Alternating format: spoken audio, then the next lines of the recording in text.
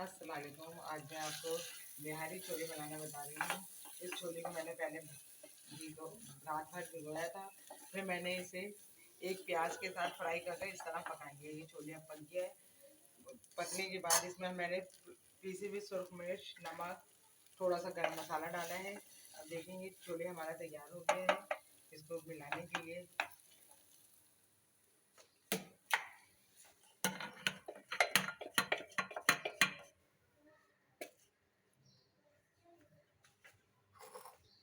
अब इसके अंदर हम हिस्बे रिवायत टमाटर डालेंगे, अपनी मर्ज़ी जितनी हम